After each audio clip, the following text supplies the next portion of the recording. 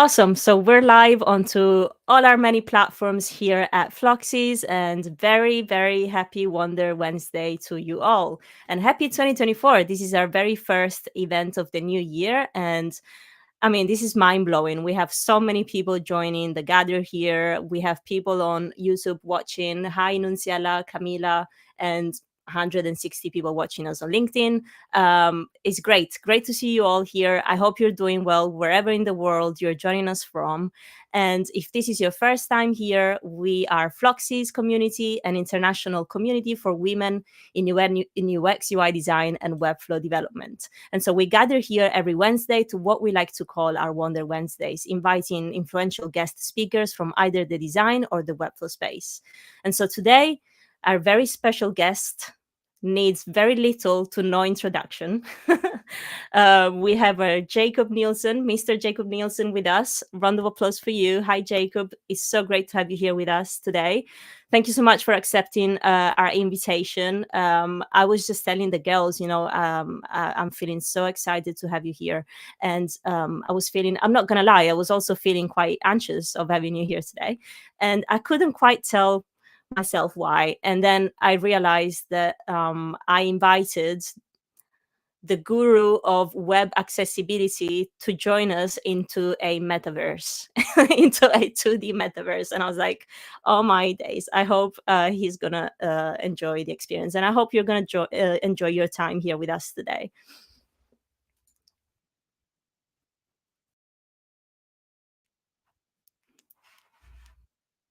Great.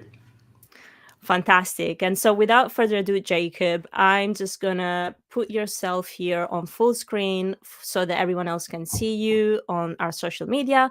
And before we get started, would you like to tell us a little bit more about yourself? And I know that you have like 41 years of experience in the field. And I know that today we're kind of going to look into how past innovations are shaping today's landscape in tech and design. But I would like to hear more from you on the topic that we will be discussing today.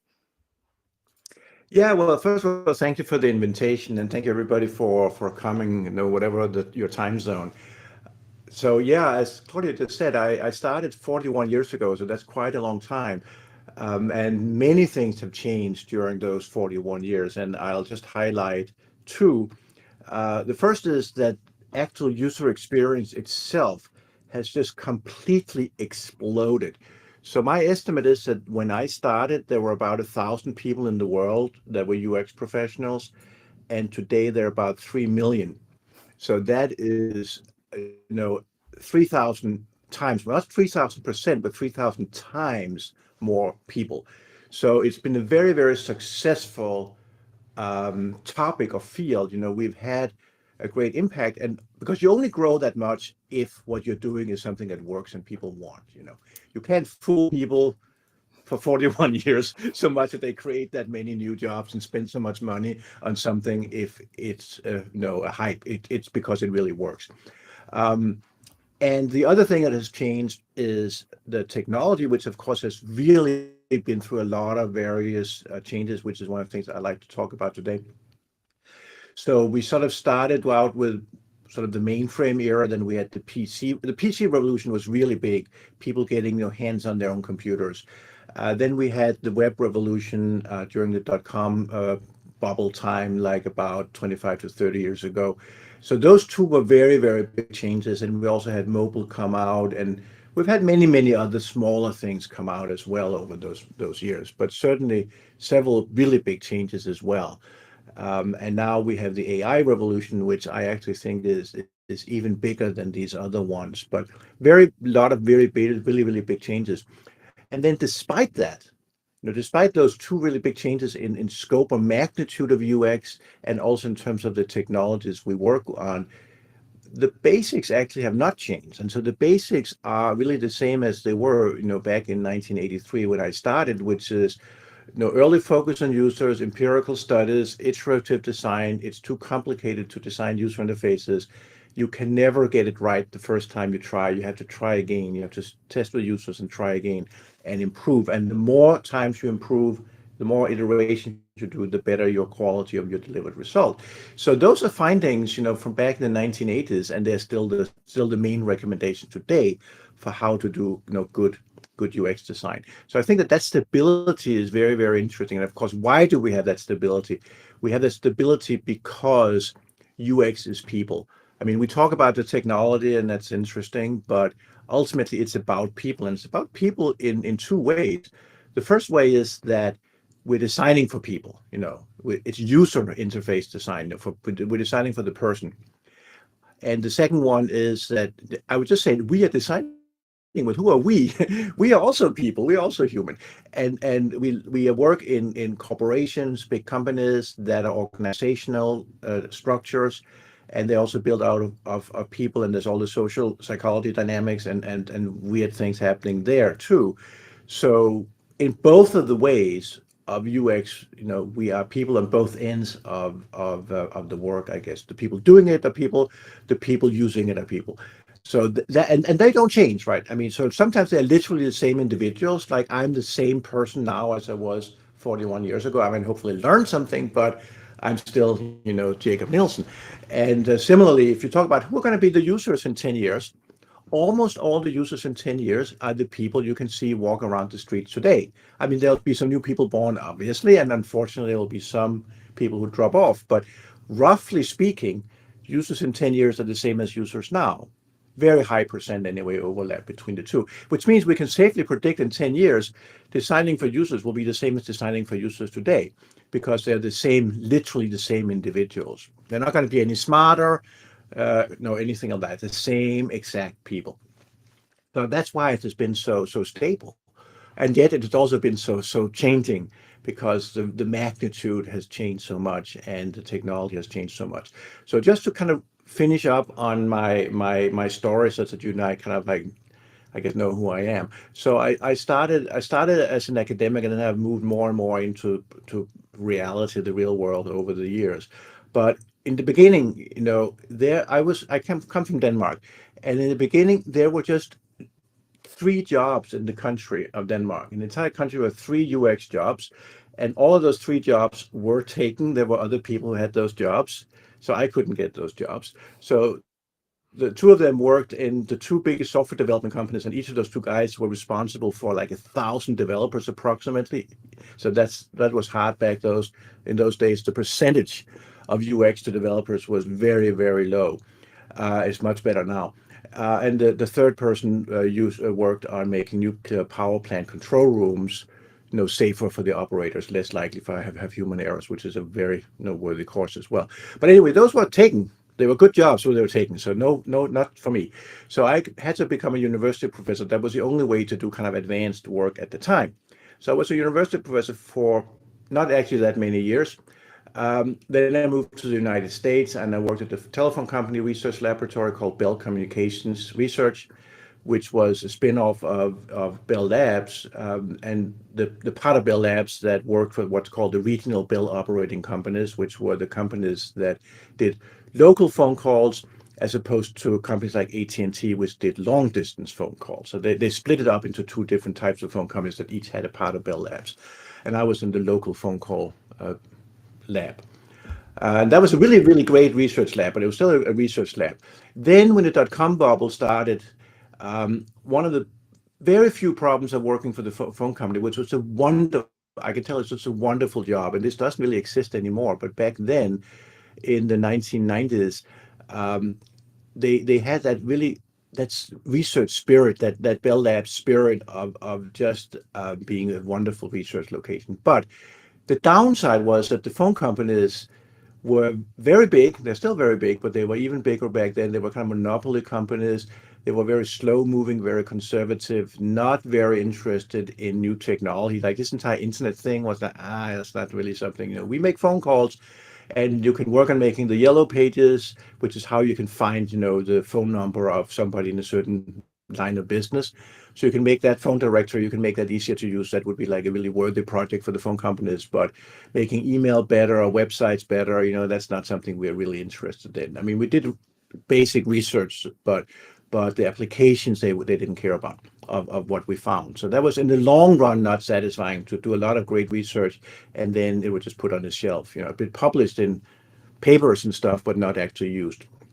So that's why I accepted a job at Sun Microsystems, where I became what they call a distinguished engineer, which is kind of the company's guru on a certain topic of importance to them. And to their credit, they'd actually recognized, even though was a very nerdy company, they'd actually recognized that they didn't need to make their products easier to use. So they were staffing up in usability, and that's why they hired me as the company's usability guru. And so back and then I decided that what would really be worthwhile for Sun Microsystems was for the web to be better, because they sold a lot of really big web servers. They made all that machinery that make the web run. Actually, it was really a great company, and so making the web easier. So I worked a lot on web usability, and did some of the world's first usability studies of websites. And so that's kind of how I went on like a really big campaign to make the web easier to use, and that's been in some ways almost what I've done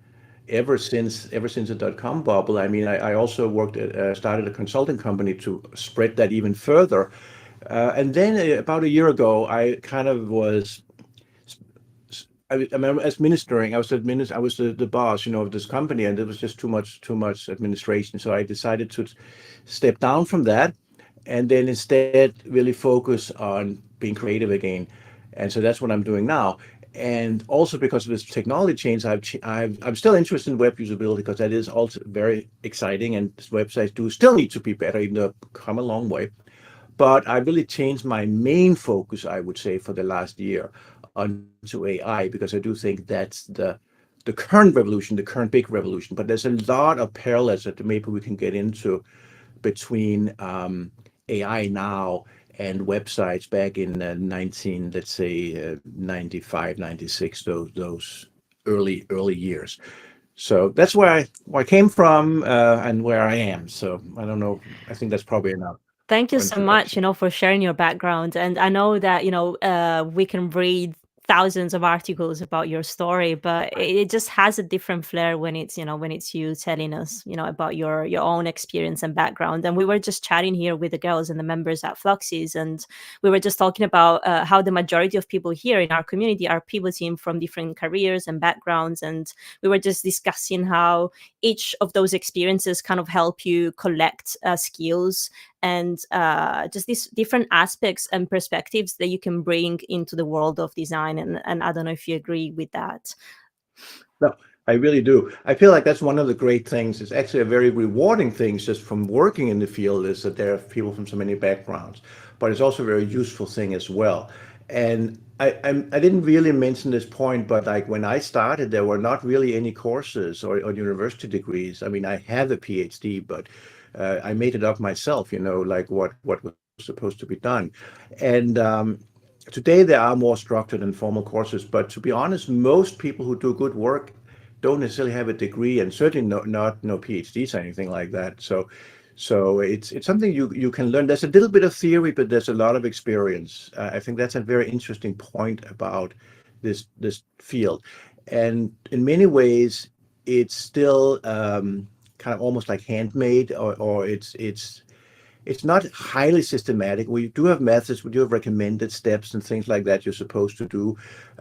But pragmatically speaking, you never actually do all of them in any given project. And that's one of the hallmarks of, like the good professional as opposed to the beginner who's just been through like a boot camp or something, is that the more seasoned person will know like where you can do is safely have a shortcut, what things you have to do, what things you for this project you don't have to do, how to choose from the really hundreds of different things you could do, and then do the correct thing for the current project. So yeah, that experience is truly super important. And the problem is, of course, like how do you get 10 years of experience? I usually say that 10 years is kind of what it takes to become really senior and know not everything. Nobody ever knows everything, but to know, enough. So it takes 10 years, right? How do you get 10 years experience? Well, the famous saying is one day at a time, right? So you start on day one and you don't know very much, but you hopefully have like at least learned the basics, and then you can do something kind of decent, okay.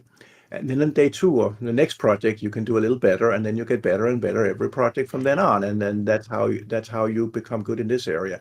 It's not really by sitting on your behind in a university auditorium for many years and be lectured to. It's really by doing the projects. And I find that to be quite challenging sometimes as well for junior designers, especially in the recent years, where most companies are advertising for roles, for junior roles that need at least 3 to 5 years of experience. And so, how can we help? Those people that do need to have that experience, but it's kind of like dog biting its own tail. It's like, okay, I need that experience, but how do I get it if I need to have 3 years, in, No, in that's the that's bag? completely correct. Yeah, and I mean 3 years is not really junior. It's not really senior either. It's sort of middle. But yeah, the problem is that on the one hand, I would say if I were a company, it is kind of sometimes better to have somebody with 3 years experience because then you can sort of say, okay, go and do this, and they'll know what to do. But yeah, we also need to have the actual true juniors, like people really entry level starting out, because otherwise you're never going to get 3 years experience unless you have year one first, and then year two, right, and then year three. So we need those positions as well.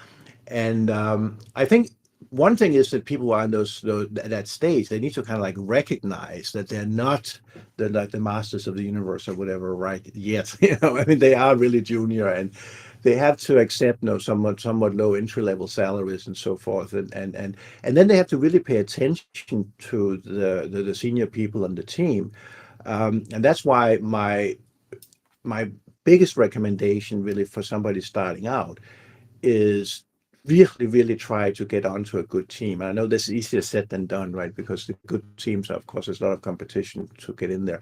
But that's my biggest recommendation, because the first few years really are learning years. And as I said, you learn a little bit from reading a book or going to lectures, but you mainly learn from the senior people you work with. And that begs the question of, if you don't have any senior people you work with, then how are you going to learn? Well, then you're going to pick up bad habits. And my kind of phrase like to use for this is, you've been raised by wolves, like out of the forest, and you're raised by wolves. And if you're raised by wolves, you don't get to be a very civilized person, right? So so that's not to be recommended. It's to be recommended to be raised by senior people who know what they're doing and can tell you when you're doing something wrong, and tell you what would be the better thing to do, and then you pay attention to them. That is so valuable. It's really so valuable to work in a place where there are good senior colleagues around you can learn from, and also actually a manager as well, who is a professional in the field. And again, smaller places, the manager will not necessarily be a UX professional. The manager may be a marketing person or a pro engineering type of person or something like that, and that's still okay, but it's not as good as if there's a dedicated UX manager. That's the preferred place to go. I can think of at least two people that became emperors, even if they were raised by wolves. That is correct, of course, but it's the No. exception, I would say. If you want to go back to the story about Rome, like with the two babies who were raised by wolves, and they started the city of Rome, but then the Romulus killed his brother Remus because, okay, that's what you do if you're a wolf, right? It's like, if you don't like something, you just attack them and you kill them.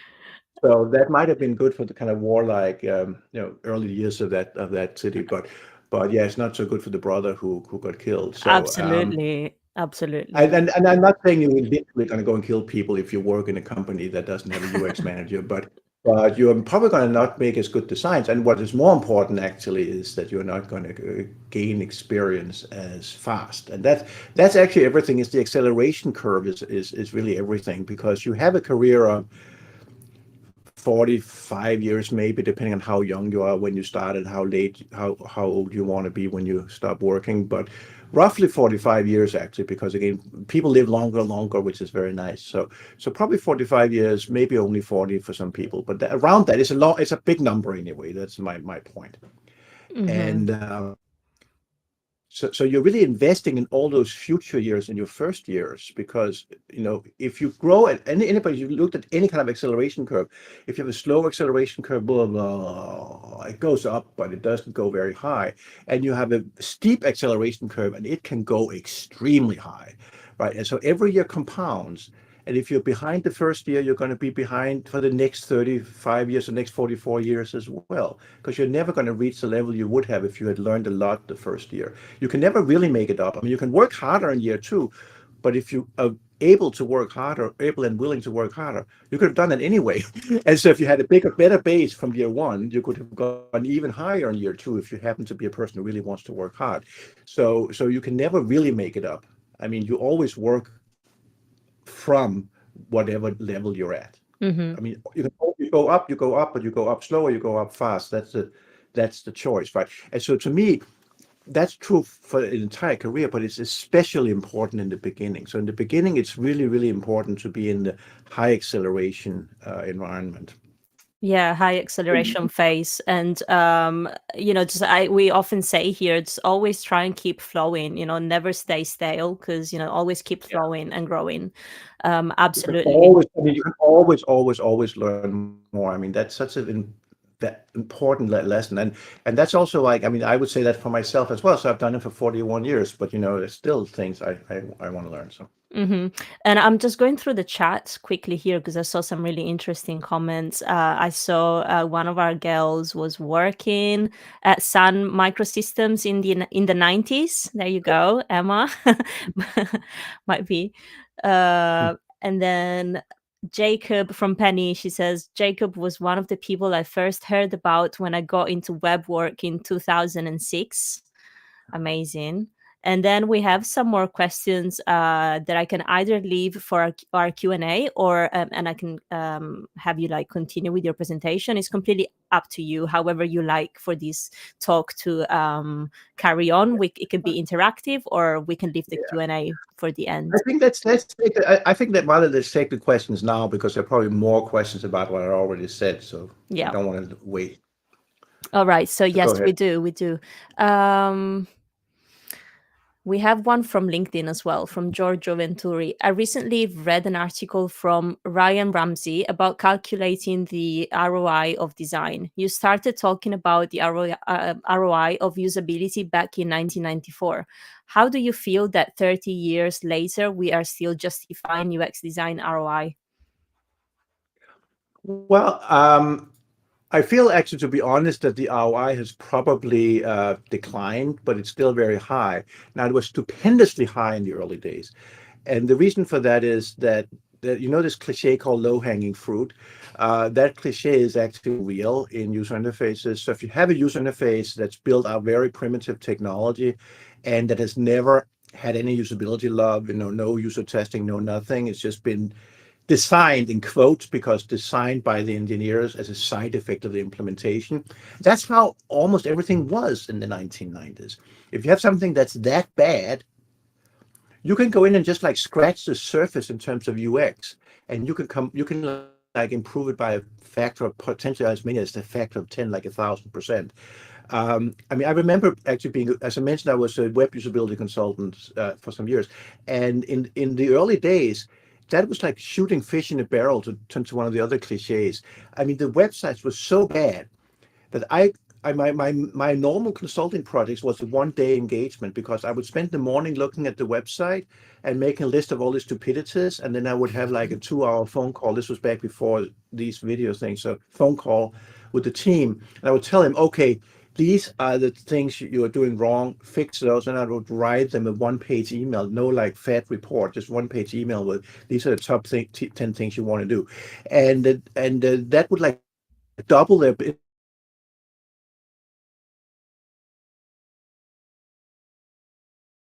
in a year. I could have done more, but the point was that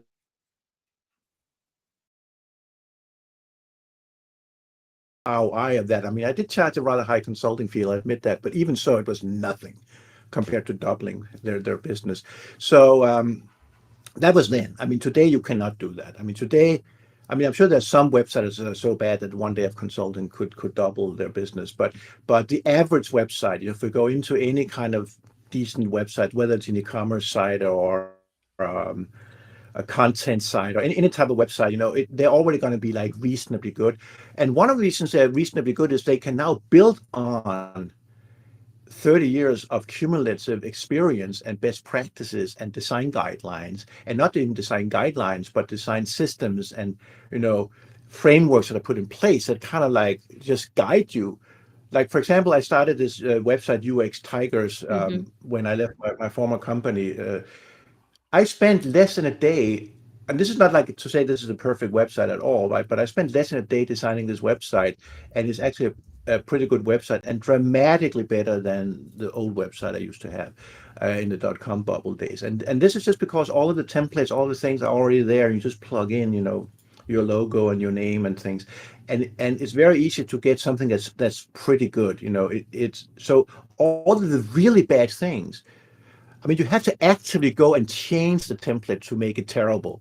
It's already going to be pretty good. So because of that, we don't have these really terrible things to find that we can find in like just a very few hours worth of consulting work because they're so glaringly obviously bad.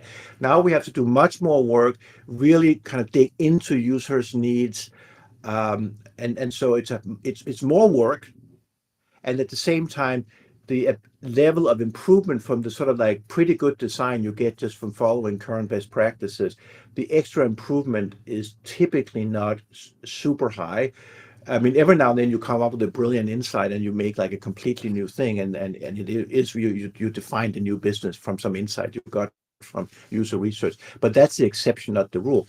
So anyway, so yeah, return on investment wise, right? The investment is now higher because more work is needed to get the insight, and the return is lower because you're improving from a baseline of pretty good design already.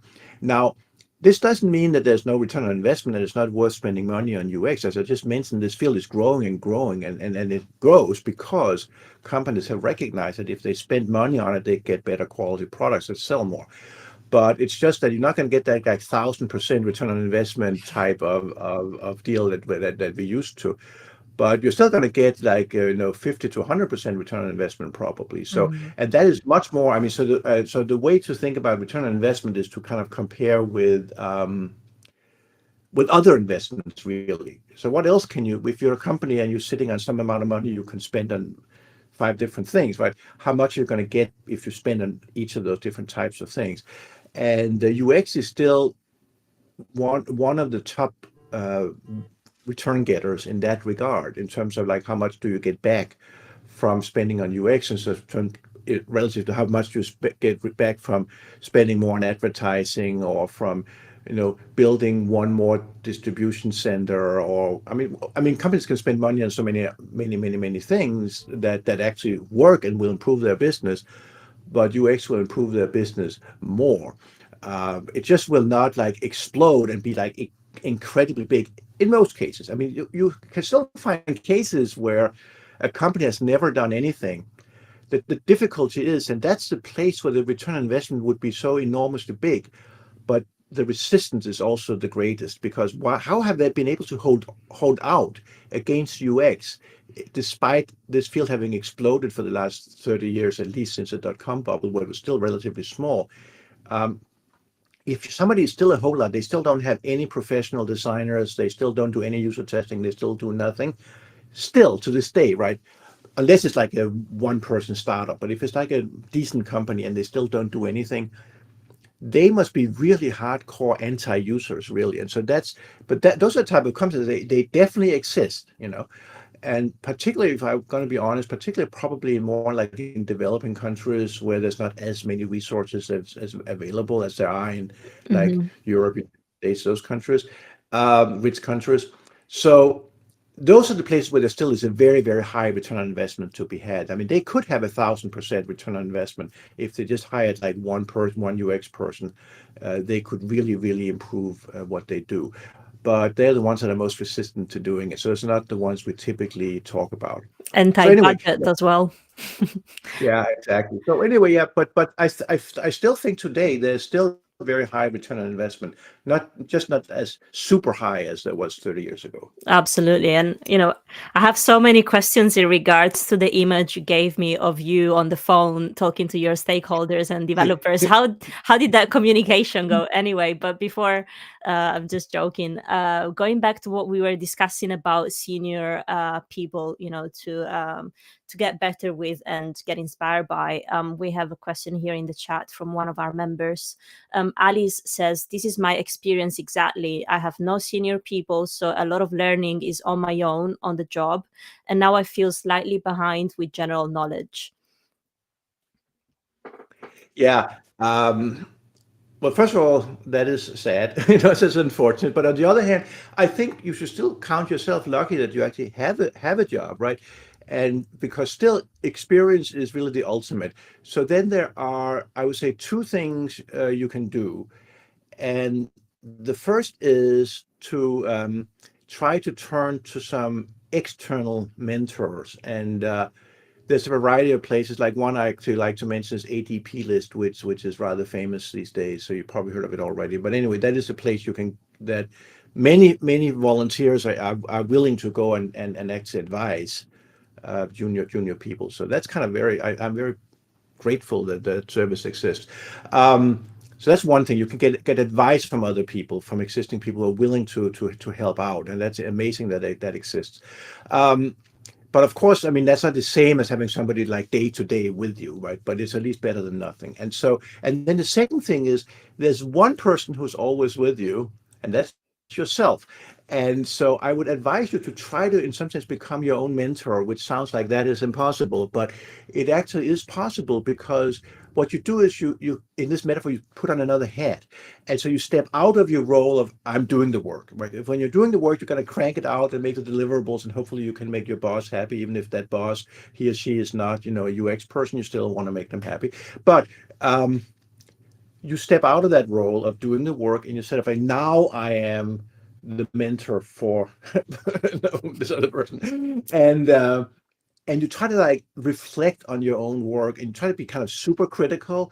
You try to review it relative to, for example, let's say the 10 usability heuristics would be one example, or if you're doing research, you can watch the recording of your own session with the user. Normally you would watch, I mean, actually normally you wouldn't even watch the recording at all because you're already off to the next thing. But normally if you watch recordings from user testing, you do it because you want to pick up on some detail of what the user did to find out more insight about the design.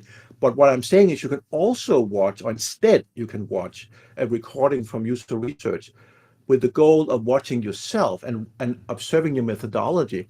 And if you read a few books or taking a few courses on how to do user research, you probably know quite a long list of things that you're supposed to either do and not ask biasing questions and all that type of stuff, right? You actually kind of know that, but in the heat of the moment where you're with the user, you often forget or you don't do it quite right. But when you watch yourself say, oops, I really shouldn't have said that, or oops, I ought to have asked this follow-up question to probe because here was a situation I could have learned a lot about something very exciting about our product line, but we just went on to the next thing too fast and we never got to dive into that particular issue. So those type of lessons you can get when you watch yourself afterwards, if you put on that hat of criticizing your own research skills as opposed to watching what the user did and how we can improve the design, which is your normal hat. So you can spend, not even a high percentage of your time, but a few days a year maybe on something like that. And that's a way to actually hone your skills and really get better. Or if you are like a pure designer, you never touch any usability stuff, just go and do user testing anyway. And it's not going to be, as good a user test as if like a professional, researcher did it. So that's all they do is research.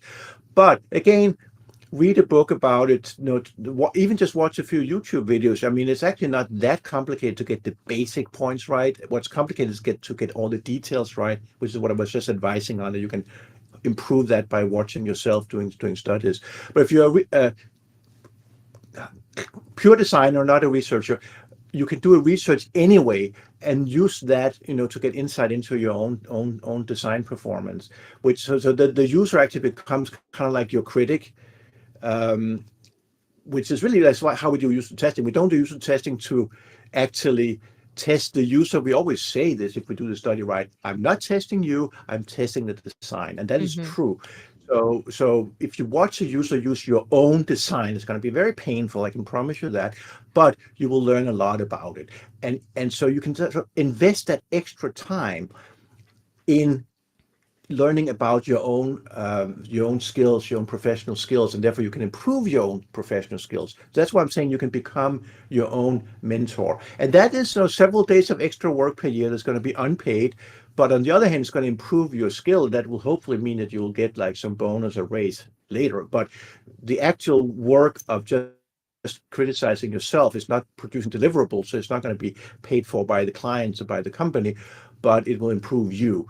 And I think if you contrast that with another model, which I'm not really recommending, but that some people are considering, which is like quit your job and go and get, let's say, for example, a master's degree.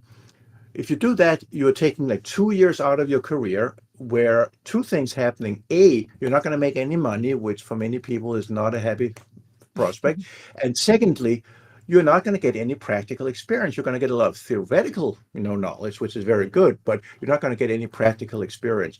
And 2 years on the job, you're going to get a lot of practical experience, and you're also going to make money, of course. So I'd rather you stay, if you have a job, which was the scenario here in the question, if you have a job, I'd rather you stay with the job, but you spend some of that time, and I'm not talking about spending 2 years of full-time effort, but spend a percentage of your time on being your own mentor, reflecting on your criticizing your own work. I feel that's a very small amount of work days, of days of your life compared to going off to university for 2 years. So it's actually a very, very small investment, and yet you keep making money, you keep getting practical experience. So that would be my advice in that situation. Try to become your own mentor. Try to in, invest some extra time, extra work. It is extra work. That's just, I mean, I'm only telling you to do more hard work. Sorry about that, but it will improve you a lot. Absolutely. Be a critical thinker, just like of everything and your own process as well. And I can see like Nicoletta from the community is also saying revising your own portfolio as a UX designer can also be a great exercise. Absolutely agree. Absolutely. And I was reading an interesting film from Rue. She was saying, I think that we are currently a generation of UXers who are raised by wolves. And Okay. she says, right now, there are so many companies that are cutting the entry level positions in lieu of having one senior designer. How are we supposed to get the high acceleration without teams willing to hire entry level juniors? Yeah, I that is true, and I do think that's the deplorable situation, and I feel like the companies that are doing it in a sort of rather short-sighted view, because it's correct that if you have no junior people around, you don't have to spend any time on mentoring them or making them better. But on the other hand, you know, how are you going to have senior people in 5 years? Like if you don't have any junior people now, and so I think it's a very short-sighted view to think that way, and it's of course also a rather kind of antisocial view, because if everybody was like that, there really would be no learning opportunities, and there really would be nobody available to hire in 5 years. And my prediction is that the UX field, UX jobs are going to grow dramatically, and there will be a lot more need. Well, the need is already there, but the need will be met, I guess, with expansion in number of jobs in the future. And so we need to have line up the pipeline, of fill up the pipeline, pump the pipeline, to make sure that those people become available at the various levels of seniority. I mean, we don't actually want only people with 25 years experience. We want people with at all the levels in between, including the young people that you can sort of like make do some of the grunt work that is really beneath the very senior people.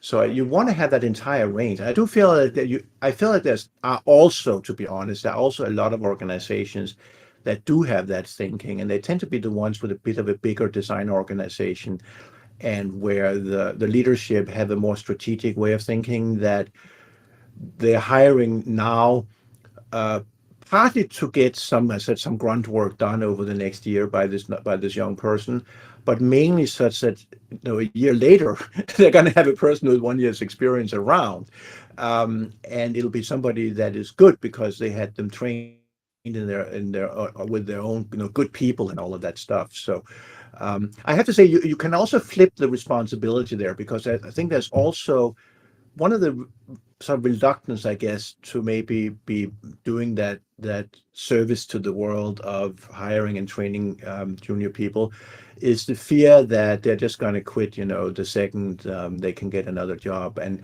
so I feel like there's a little bit maybe of that job hopping thing of always look for the next job. And I'm not saying that you need to like feel like, oh, you are indebted to this company, you need to like be a servant there for the next sort of 5 or 10 years to pay them back for taking a chance on you. But I do feel that at least be a little bit respectful of the people who took a chance on you, and don't leave the second the second you have experience.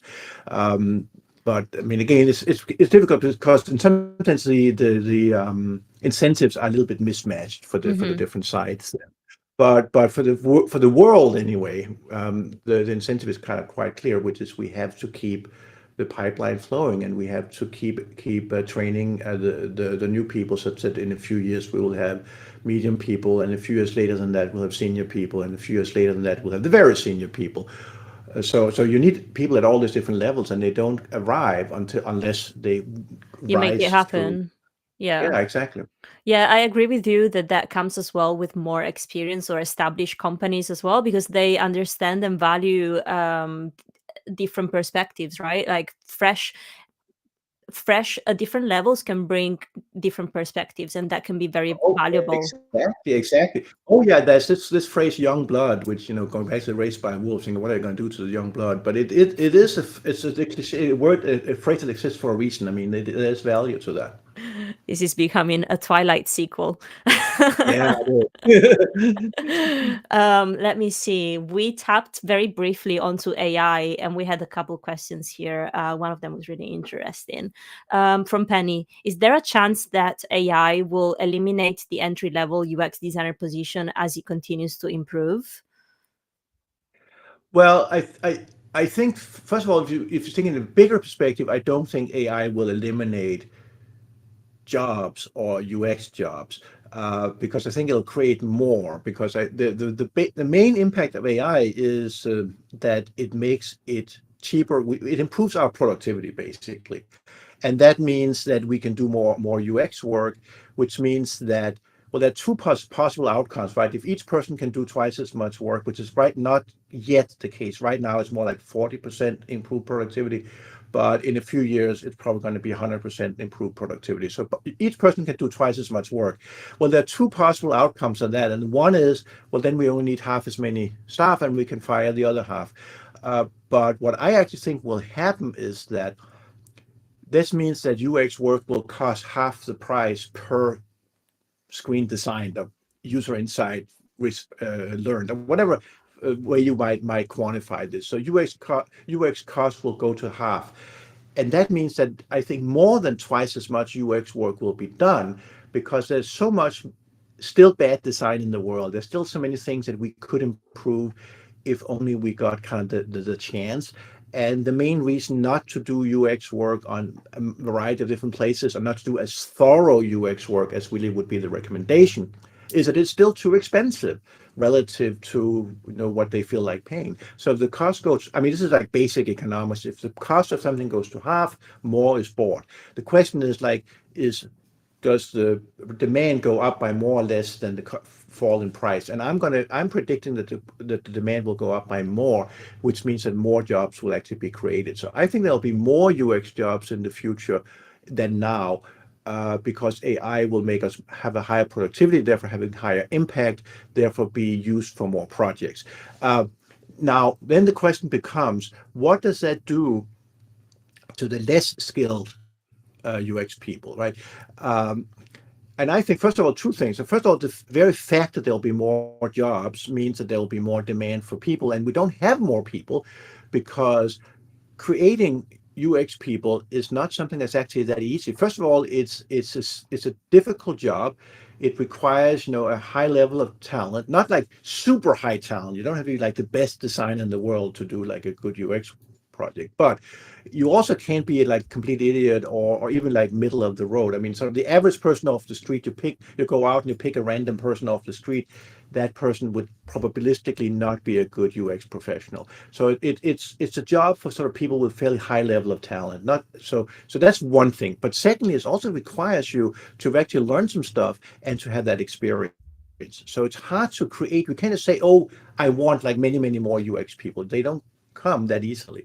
So growth in number of people will absolutely happen, but growth in jobs, I think, will possibly actually be more. So there'll probably the demand relative to supply will probably change in favor of more demand, which means that it'll be easier to get jobs. Not necessarily like this very month, but if we talk about, let's say, in 5 years, I do think that's the outcome. Then the second thing that is happening with AI is that it narrows skill gaps. Mm. So there's a few things we know about AI from the empirical studies that have already been done. The first I already mentioned, which is high productivity gain on the order of right now 40% from actually rather primitive AI tools, which is why I predict it'll be much higher. Second is higher quality. So you might think that if people do the work faster, quality would suffer, but actually no, quality tends to improve.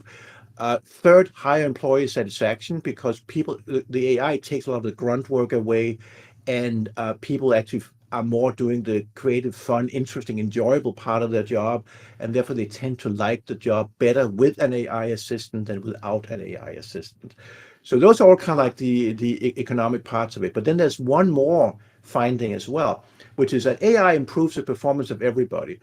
It's like the really great high performance employees, they get even better with AI. But the less good employees, they get much better. So if you sort of think about up here, you have the high performing employee, and here you have the low performing employee. After AI, they both go up, but this one goes up more. So the gap between the two is smaller. I mean, there's always going to be a gap. Some people will be more talented than others. This is just how life is. But the gap between the levels is lower. And so so there could be two reasons for this gap. It could be talent, which is like that's what it is, but it also could be experience. And so the people with the less experience would tend to be on the lower performance in the beginning. It's just, again, how it is. But they will be raised up more because they're the ones who are going to get the most help from AI. Let me just mention an example. If you're going to do user research, one of the things is let me make up a research plan, make up a study guide. What should I say to the user at each step? Let me make up a recruiting screener. I mean, all of these things you got to make up to run a study. Um, you can ask ChatGPT to make them for you. This doesn't mean that they're going to be the right ones. You've got to get out of the AI, right? But it saves you a lot of time. And here comes the important point, which is why it narrows the skill gaps. It serves as like a checklist because you tell it about your study. You don't just say, make me a recruiting screener. You say, I'm going to study this and this is the type of customers we're targeting, whatever.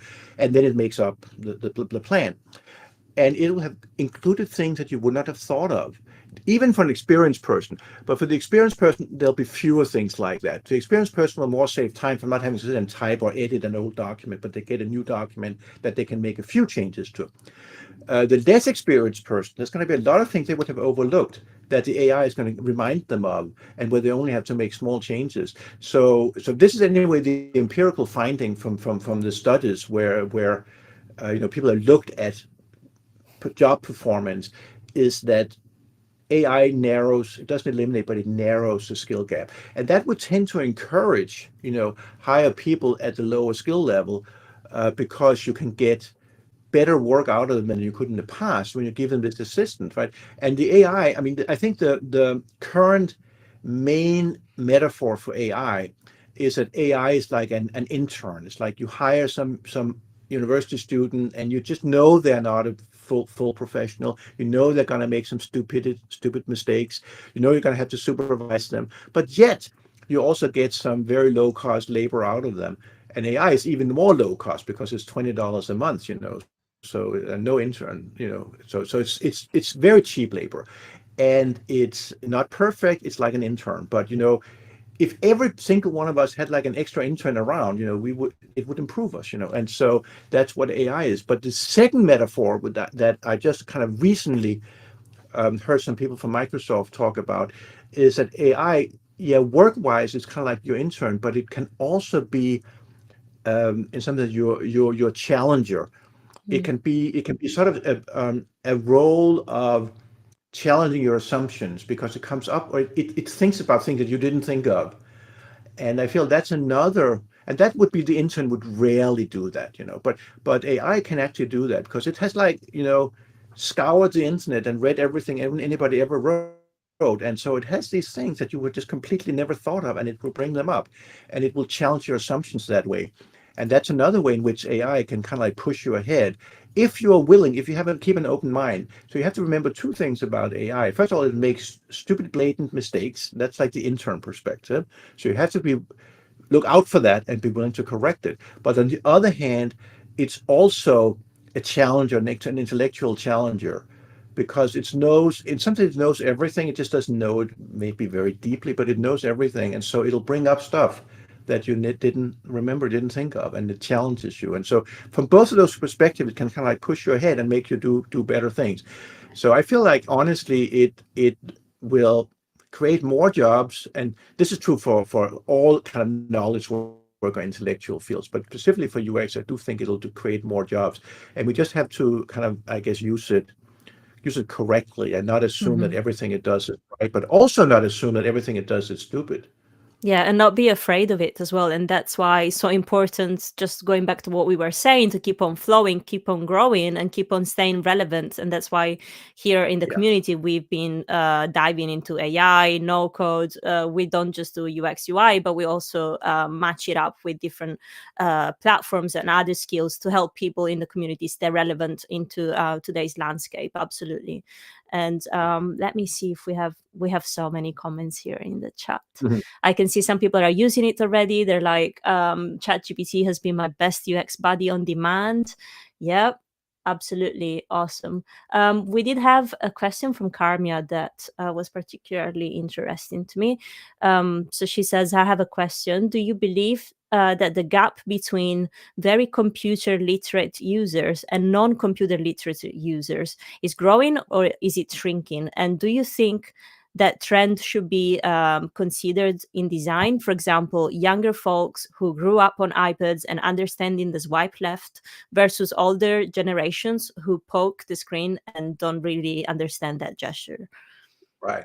Well, I think, first of all, I think it's very good insight that there are differences between people in different age groups, and we need to consider all of them. Unless you're designing a service just for teenagers or designing something only for senior citizens, then that case, of course, target audience, right? That's one of rule number one.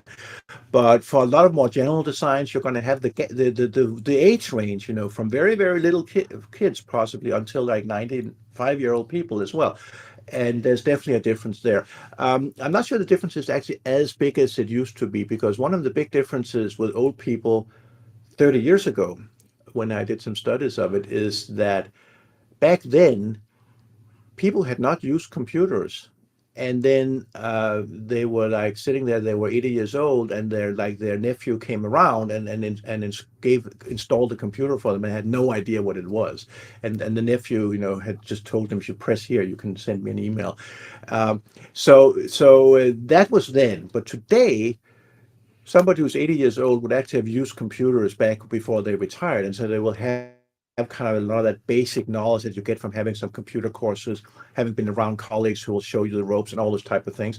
So they are more computer literate than they used to be. There might still be some people who are like 95 years old who don't have that. But most senior people actually do have some computer experience by now. So the gap is not as big, but there's obviously still a gap. And there's a lot of types of things that young people get into because they are fashionable and because the other kids in school show them how to do it and all of that. And that not even old people, just like middle-aged people have no clue what that is. So that's completely true. But at the same time, I think it's a grave mistake to think that because of that, young people are actually truly tech savvy. I mean, they know some tricks and they are maybe more unafraid of diving in. I think that's a big attitude difference. But the truth is that they don't actually really know how the technology works. And so what you'll see if you do studies with young people is you'll find a lot of them will say, well, I just try things. And that's that attitude, right? But if it doesn't work, then it doesn't work. I'll just try something else. And so they don't really have necessarily debugging skills or understanding of the architecture of the technology or any of those type of things that you get if you work in this field. And so their ability to actually solve problems is not necessarily higher. In fact, maybe again because of that attitude, I'll just do something else. So they in some sense, attitude-wise, they actually may be less able to overcome problems than sort of a 40-year-old person would be, who has a more kind of work-oriented approach. I got to like try this, try that, and I kind of know a few workarounds and so forth that you get from working with colleagues who teach you how, well, if this doesn't work, I try this other variant, or try, let me see which of the five things are wrong, and I can, because I know there are five things that are typically wrong, and I'll fix, number three is wrong in this case, so that's the one I know how to fix that. That type of attitude you find more from that middle-aged age group. So I don't actually think that there's a huge lift in what you might call true technology skills or true technology understanding in young people. But there's definitely a change in attitude, and there's a change in sort of more specific skills or tricks, or maybe a few particular interaction techniques. And that's worth remembering, if you're designing for either just a different age group, or you're designing for a broad, audience as well. That you cannot just go and only like recruit teenagers to, if you're going to do user testing, or young people. I mean, you really have to spread it out, and you have to include some older people as well. Absolutely. And of course, we have to remember that there's a lot of accessibility issues. Now I talk more about knowledge, but there's skills, but there's also accessibility issues for older people. When I say older, I mean this starts like maybe around 50 or so not really old. But eyesight, acuity, drops. You need bigger font sizes, those type of things. So definitely something that's worth keeping in mind. Yeah, and if you're a designer and you're fortunate enough that you have a family to go back to, one of the best exercises is going back home during the holidays, and you're going to have so many users ready for you. Your mom, your dad asking to install the latest antivirus, your grandma with her new phone. So lots of room for experiment over there. Now, I'm mindful of time, and I wanted to open up a very quick Q&A with the community, just to see if anyone here wanted to, because we have a full room. I just looked at the room on Gather, and I was a little bit scared that we wouldn't have enough pixelated chairs, but it looks like we filled them all. And so just to check, Floxies Community, is there anyone here that would like to get on their mics and ask a question? As you know, you can use the emoji to put your hand up so that we can keep it nice and organized. So just let me have a look around the room. This is your chance. There you go. I can see the first couple hands popping up. All right, Ashley, you can go first. Hello, Jacob. Hi. So just one quick question. With the rise of there's AI, but there's also AR, augmented reality as well. Yeah. What do you think are some potential pitfalls with AR becoming so commercialized or available to the masses, if any? Right. Well, I mean, I think it's one of those new technologies that I hinted at in the beginning that, on the one hand, creates a new design sphere, and at the same time does not, in that all the basic UX advice remains the same. Identify your target audience, what are their main tasks, do iterative design, user testing, so forth. I feel like those that advice remains the same. And then I feel like there's a lot of interesting applications for AI. These abbreviations, augmented reality, AR. Yeah. So that I think is very exciting, because I feel like computers have been tied to the screen for so long. And I'm a big screen fan. I really do love big computer screens. But that said, the world is bigger than my computer screen, and so I think that the ability to augment other things is great. I feel like most likely the most value will come from rather specialized domain specific applications. And I think that sort of that metaverse Zuckerberg style, or even Apple's style hopes for what it can do. I think that they're probably overrated, and I don't think it's going to go as far as many of those people think. And that, of course, is a risk that there can be a large amount of investment that's in some senses wasted.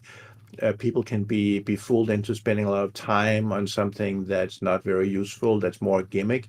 I feel like it makes for very cool demos, and that has been going back again for my entire career.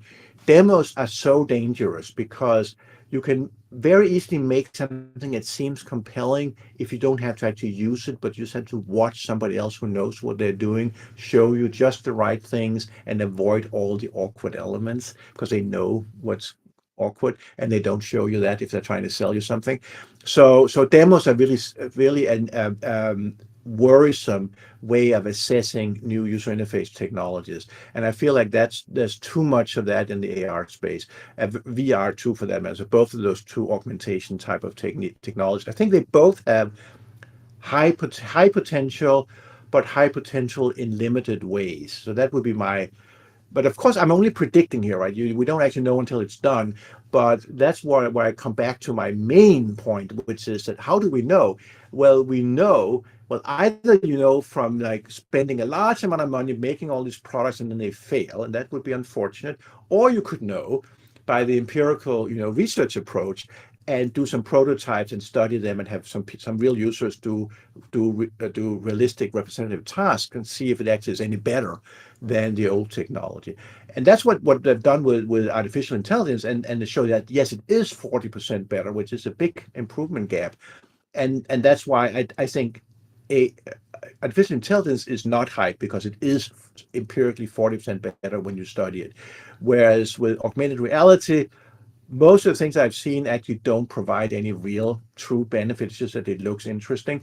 And that's why I'm much more skeptical about that. But that said, I can easily come up with a lot of applications where I think can be extremely beneficial, anything from surgery to repairing, airplane engines. You crawl around inside a big engine and you don't have time to go out and grab the manual, but you just have your glasses and the thing can pop up, or it can color code each element of the machine relative to its status for some readouts. You don't have to go and read each of these numbers, but you can see green, green, green. Yeah, that's okay. Orange, I'm gonna worry. Red, so I think that there's a lot of benefits like that for these kind of special applications that really deal with physical objects, whether it's like a patient and you're going to like do something to their heart. That's a very physical object, right? It's moving, boom, boom, boom, and you've got to do something to it.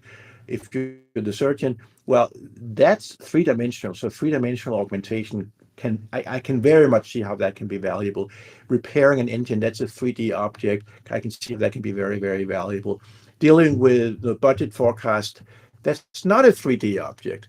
So I think that there's depending on the application, I think that it could be good or be bad. But UX wise, the one thing where I'm sure of is the methodologies remain the same, right? Focus on users' needs, do user testing, do iterative design. Don't just go and believe the hype and invest very large amounts of money in products that quite likely will fail. Thank you. Thank you so much, Mr. Nielsen. I know that we're at time, but do you have an extra 5 minutes for a last question? Yeah, let's just do a few more questions. Yeah, I see some hands. Yeah.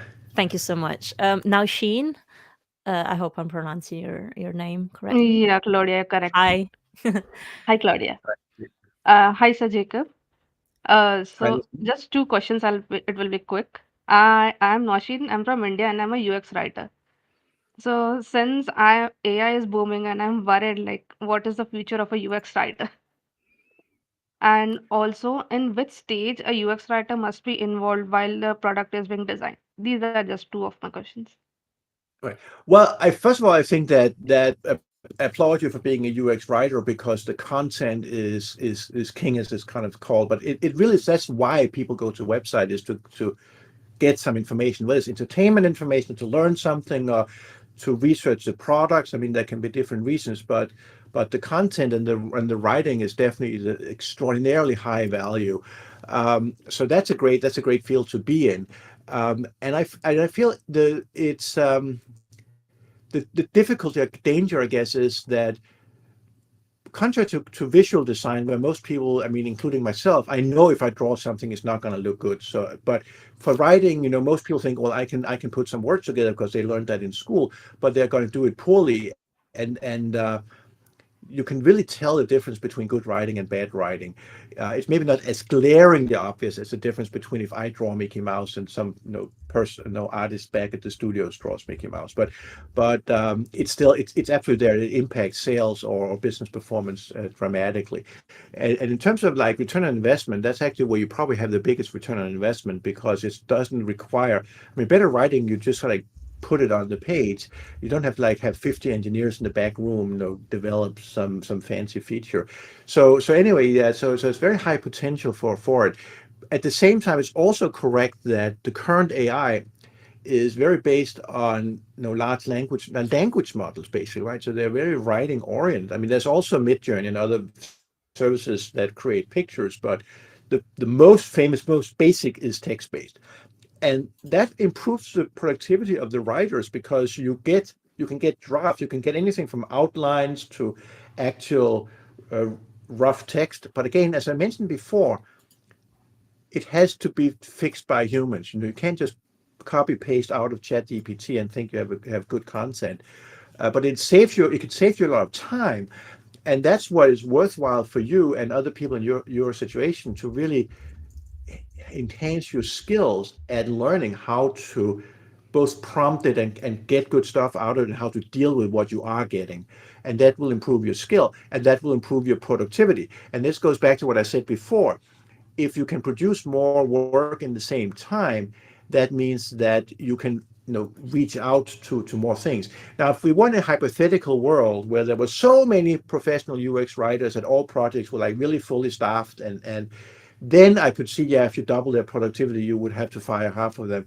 But I don't think that's the world, right? I think the world is that that it's really under-resourced, understaffed with good writing. And so I feel like if it becomes cheaper per per word written, if you want, that's a bad metric, because you don't want more words, you want fewer words typically, but per topic communicated may be a better type of metric. If it becomes cheaper per topic communicated, right, then more people will want to communicate more topics better. And also it's going to be a rising standard as well. Because we're going to see that it can actually help you. It can edit, it can help you edit, it can help you get ideas.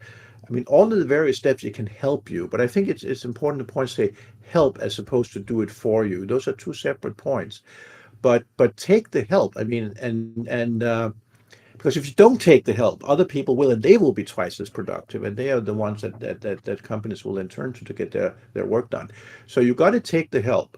But at the same time, you also got to recognize that it's only help. And the best products, I mean, this is also in the creativity research done on AI. I mean, you discover that the best results come from combining computer and human in symbiosis. And actually not just for things like writing or creating business documents, but some very interesting research is actually done on chess playing, which is not so business oriented. But so you may know that it's actually many years ago that a computer could beat the world champion in chess. That was one of the first progress in AI, is that now it could play chess, which is a very closed world. But it is, anyway, computers can say no human has ever any chance of beating a computer or the best computer chess programs. So that's kind of known. But what's interesting is if you combine a human chess expert with a great computer chess program, the two together becomes a superior chess player. They can beat a computer alone or a human alone. So the combination, and this is can be measured very, very clearly, because you play chess, the one side wins. Black wins or white wins. I mean, that's just how it is in chess, right? And so we know who's the better one, because we know who won the game. And the good human and a good program together is the superior performance, and that's like proven. So and it's the same in these more creativity tasks in that we are talking about in various forms of UX, where we're talking interaction design, writing, visual design, all these different elements, user research, all the different types of activities. Very interdisciplinary, as we talked about earlier in this meeting, that's the wonderful part of it. But each expertise can be strengthened by that collaboration, and I think that's the key point. Think of it as a collaboration, as a new partner who only costs $20 a month. I mean, man, but take that help. Brilliant. And one final question that I can see in the chat. Penny, would you like to ask that yourself, or would you like me to read it out? No, I'll jump in. There you go. So my question is, what is the most important thing that UX designers need to learn in order to succeed with AI? Ooh, well, I think if I was going to give you one tip is to say that ideation is free.